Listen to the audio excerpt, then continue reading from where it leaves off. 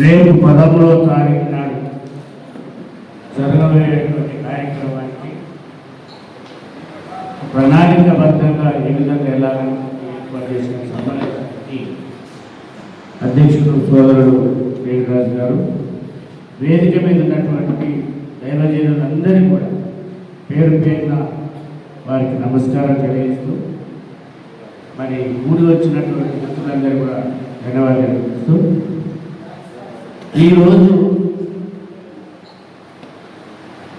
గత 75 సంవత్సరాలు గడిచిపోయి స్వాతంత్రం వచ్చింది.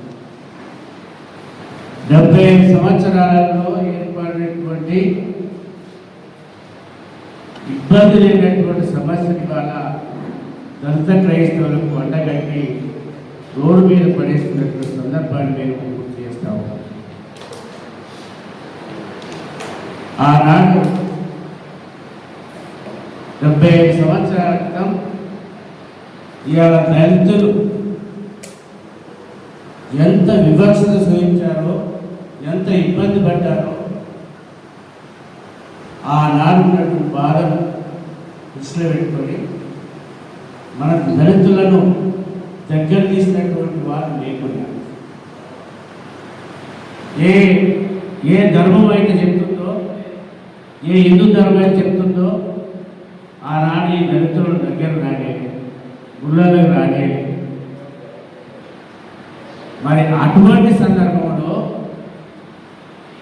మనకు దగ్గర తీసి ఆ బ్రిటిష్ వారు చేసినటువంటి కృషి ఫలితమో మరి మనం అందరం కూడా క్రైస్తవులు దగ్గర ఈ వివక్షతను దూరం ఉండాలని చేసినటువంటి వాళ్ళే మనంతా చేయాలని ప్రయత్నిస్తున్నాం. నిజంగా ఎవరు అనుకున్నారు? ఆ రోజు 1950లో ఆనాడు ఉన్నటువంటి ప్రభుత్వాలు, పాలక వర్గాలు ఆలోచన చేసినప్పుడు ఆనాడు 1950లో ఒక రాష్ట్ర ఉత్తర్వులు బయటకు వచ్చింది. అది ఎవరికి తెలియదు, మీకు తెలియదు, మాకు తెలియదు, ఉన్నవారు పసిగడతాము.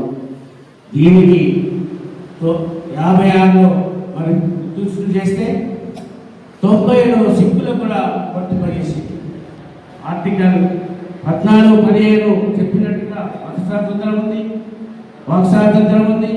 ఇవన్నీ ఉన్నప్పటికీ రాజ్యాంగబద్ధంగా మనకు ఉన్నటువంటి హక్కులు కాలరాస్తున్నటువంటి సందర్భంలో మరి ఈ మధ్య కాలంలో సుప్రీంకోర్టు ఇచ్చినటువంటి తీర్పులో మరి ఎవరి కూడా మనం అందరూ కూడా బాధ కలిగించాం.